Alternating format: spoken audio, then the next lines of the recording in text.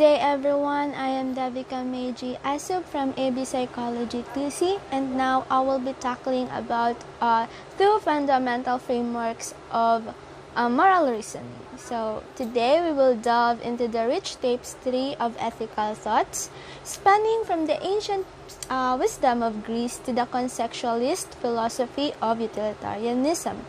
Our journey begins with the foundational thinkers of ancient Greece. So first, what is ancient Greece? So in the cradle of philosophy, Socrates, Plato, and Aristotle emerged as architects of ethical thoughts.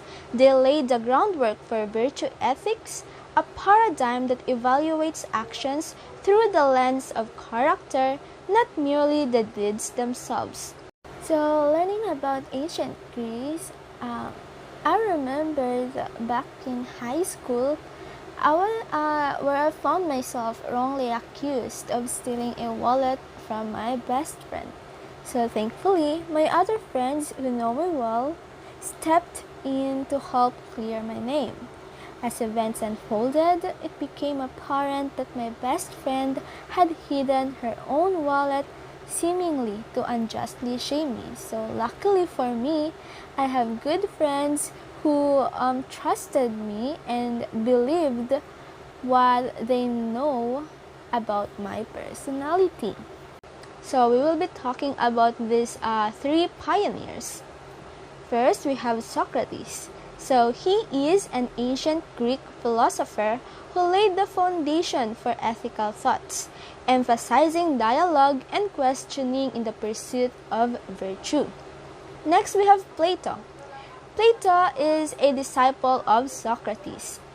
He delves into justice and virtue, contributing to ethical philosophy with concepts like the ideal state. Next, we have Aristotle. So Aristotle is a student of Plato. He focused on virtue ethics, emphasizing moderation. So his Nicomachean ethics remains influential in ethical discussion as of today. Now let's talk about virtual ethics. So what is virtual ethics? Virtual ethics invites us to consider the habitual practices of values. It posits that by consistently doing what's right and embodying our values, we cultivate virtuous characters. In this ethical framework, judgment extends beyond actions to encompass the persona shaped by the regular practices of virtues. Now we're done with the ancient Greece. Let's hop on to the utilitarianism. This one is quite different. So fast forward to the 19th century, and we encounter this utilitarianism. So championed by Jeremy Bentham and Stuart Mill, this conceptualist philosophy advocates for the greatest good for the greatest number, emphasizing the maximization of overall happiness. In a situation where I discovered a stray mama cat with 5 kittens, one of the kittens was severely sick. So here I can relate it to this utilitarianism, because in order to prevent the potential spread of the illness to the mother and the other siblings, I had to make the difficult decision to separate the sick kitten from its family. This measure was taken to safeguard the health and well-being of the mother and the remaining kittens, even though it meant the sick kitten had to grow up alone. So sadly, but the intention was to prioritize the overall welfare of the majority, balancing the needs of the individual with the collective health of the feline family. So now we have two philosophers. We have Jeremy Bentham and Stuart Mill.